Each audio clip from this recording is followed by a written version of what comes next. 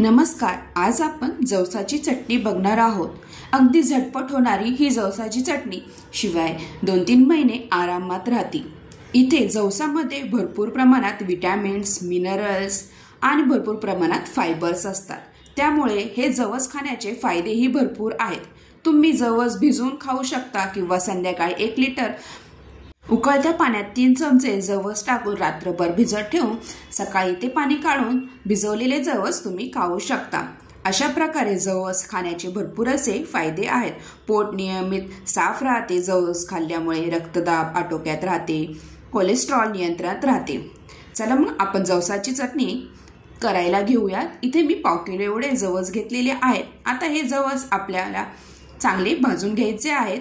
इथे आपल्याला हे जवस एका पॅन मध्ये मंद आचेवरच चांगले भाजून घ्यायचे आहेत। इथं गॅसची फ्लेम आपल्याला मोठी करायची नाही, बारीक फ्लेमवरच हे जवस मी चांगले भाजून घेणार आहे। 15 ते 20 मिनिटं हे जवस चांगले भाजायला लागतात। जवस आपल्याला चांगले तडकस्तोपर्यंत चांगले भाजून मंद आचेवर भाजून घ्यायचे आहेत।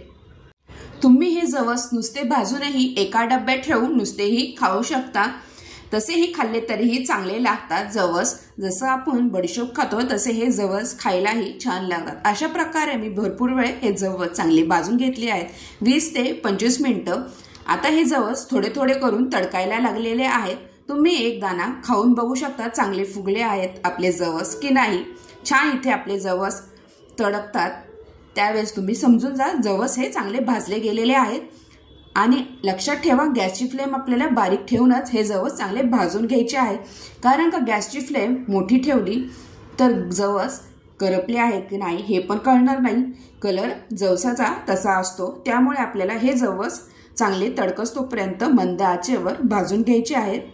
आता तुम्ही इथे बघू शकता थोडे थोडे करून हे जवस आता तडकू लागलेले आहेत, म्हणजे आपले हे जवस चांगले आता इथे भाजले गेलेले आहेत।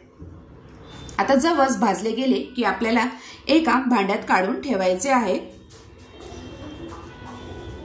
अशा प्रकारे जवस हे खूप फायदेमंद आहेत। हाडे सांधे मजबूत होतात, शिवाय केस गळती थांबते, त्वचाही चमक येते त्वचेलाही। अशा प्रकारे तुम्ही जवसाची चटणी घरी करून ठेवू शकता, जेवणासोबत खाऊ शकता, चपाती सोबत तोंडी लावायला ही चटणी खूप छान लागते। आता इथे बघ अशा प्रकारे इथे आपले जवस चांगले भाजले गेलेले आहेत। मी एका भांड्यात ताटलीमध्ये हे जवस पसरून ठेवणार आहे आणि गार झाल्यावरच आपल्याला हे जवस वाटून घ्यायचे आहेत मिक्सरमधनं। आता बघा तुम्ही एका पसरट अशा ताटलीमध्ये मी हे जवस काढून घेतलेले आहेत। आता मी इथे थोडेसे शेंगदाणे, अर्धी वाटी एवढे शेंगदाणे घेतलेले आहेत।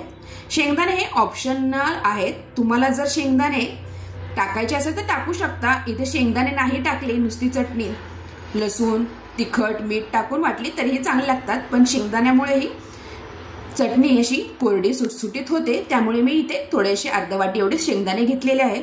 शेंगदाणे आपल्याला चांगले भाजून घ्यायचे आहेत। आता इथे शेंगदाणे चांगले भाजले गेलेले आहेत।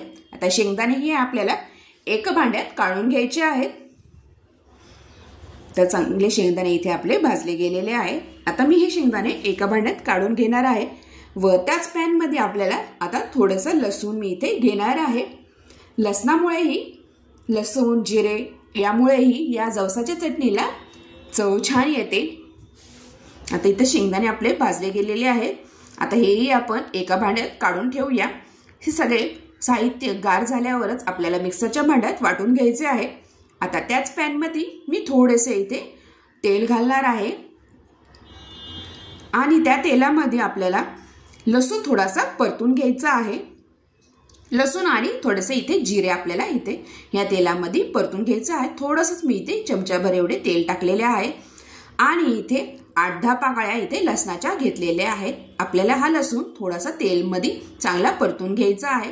आपली ही चटणी 2-3 महिने छानपैकी राहते, अजिबात खराब होत नाही। आता लसूण तेलामध्ये चांगला परतलं गेलेलं आहे। आता त्यामध्येच आपल्याला चमचाभर एवढे जिरे टाकायचे आहे। आता जिरेही थोडंसं परतून घ्यायचं आहे 2-3 मिनिटं। अशा प्रकारे हे लसूण आणि जिरे परतून झाले की आता आपल्याला हे सगळे साहित्य मिक्सरच्या भांड्यात एकत्र करून चांगले वाटून घ्यायचे आहे। तोपर्यंत आपले जवसही छानपैकी गार झालेले आहेत। तर तुम्ही बघा जवस आणि शेंगदाणे इथे गार झालेले आहेत। जर गरम गरम तुम्ही वाटले तर मिक्सरच्या भांड्याला चिटकून राहतात। आता हे सगळे एका मोठ्या मिक्सरच्या भांड्यात मी सगळं हे साहित्य टाकून एकत्र वाटून घेणार आहे। तर मोठं असं एक मिक्सरचं भांडं घेतलेलं आहे। आता त्यामध्ये शेंगदाणे आणि जवस टाकून आपल्याला हे सगळं साहित्य वाटून घ्यायचं आहे। तर मी प्रथम थोडं थोडं सगळं एकत्र करून इथे आपल्याला हे सगळं साहित्य टाकून घ्यायचं आहे।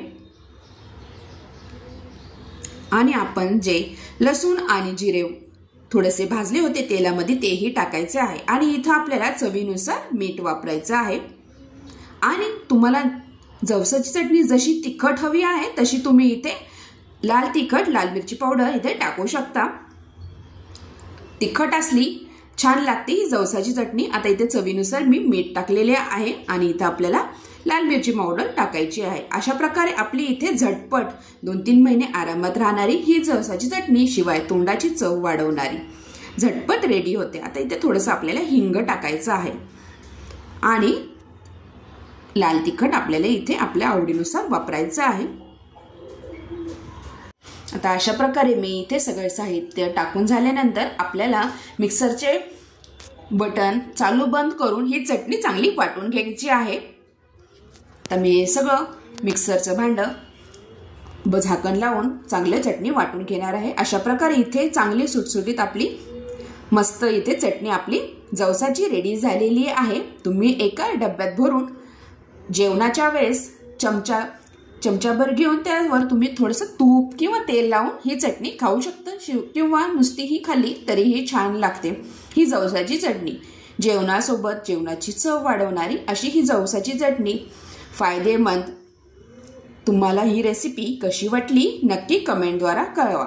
आता एका पसरट भांड्यात हे टाकून गार झाली ही चटणी की नंतर आपल्याला एका डब्यात भरून ठेवायची आहे। अशा प्रकारे तुम्हाला ही रेसिपी कशी वाटली नक्की कमेंटद्वारा कळवा व माझ्या चॅनलला लाईक, शेअर आणि सबस्क्राईब करायला विसरू नका। आणि हो, जर तुम्ही माझ्या चॅनलवर नवीन असाल तर प्लीज चॅनलला सबस्क्राईब करा आणि बेल आयकॉनवर क्लिक करा जेणेकरून तुम्हाला माझ्या चॅनलवर अशाच नवीन नवीन रेसिपीचे नोटिफिकेशन येत राहील व रेसिपी तुम्हाला माझ्या चॅनलवर बघायला भेटतील। आणि हो, तुम्ही हा व्हिडिओ शेवटपर्यंत बघितल्याबद्दल तुम्हा सगळ्यांचे खूप खूप धन्यवाद। व्हिडिओला लाईक आणि छानशी अशी कमेंटही करत जा। आता ही जवसाची चटणी चांगली थंड झालेली आहे। मी एका प्लास्टिकच्या बरणीत ही भरून ठेवणार आहे। अशा प्रकारे भरपूर असे फायदे असणारी ही जवसाची चटणी आपली रेडी झालेली आहे। पुन्हा भेटूया अशाच नवीन रेसिपी सोबत। तोपर्यंत तुम्हा सगळ्यांना बाय बाय व थँक्यू हा व्हिडिओ शेवटपर्यंत बघितल्याबद्दल।